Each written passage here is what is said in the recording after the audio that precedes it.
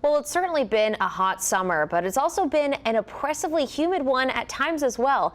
As 4029 meteorologist Robert Suhr explains in this week's Weather Why, that humidity can sometimes come from sources we've never even thought about. Jamie, that's right. We talk about high humidity levels, and a lot of times we think that most, if not all of that humidity comes from the south, as the humidity comes from the Gulf of Mexico and rushes into our area and really makes things really hot and humid. But there is another way that things can get quite humid, and it may not be what you think of. It's called corn sweat. That is actually the term, kind of the average person's term, but the science term, the geeky term, is corn transpiration. That is the natural way that the corn releases its moisture out of the atmosphere as it grows and produces the corn.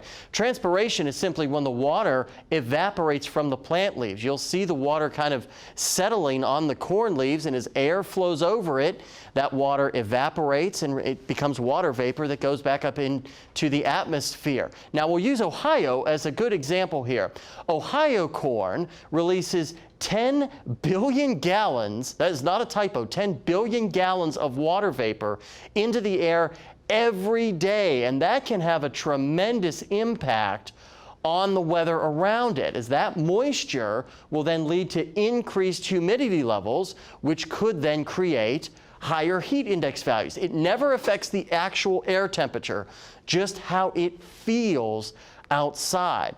Well, look big picture here, and this is a USDA map of the most concentrated areas where corn is planted. Obviously, in the Corn Alley here in the northern Great Plains is where most of the corn is grown, especially in Iowa.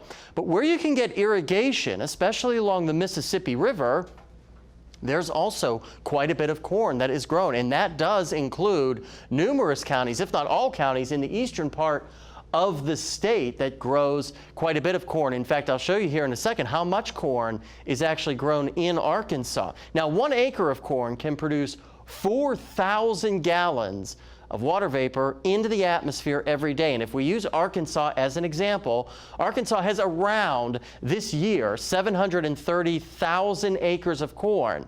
They produce just over 2.9 billion gallons of water vapor every day. And as that water vapor gets into the atmosphere, if you have the right winds, it can blow a lot of that extra humidity toward our area. And at times, according to the National Weather Service, corn sweat can actually add up to 10 degrees to the heat index. So it is a very real thing that affects your daily weather more than you may think that it does. So now you know all about corn sweat, and you can impress your friends.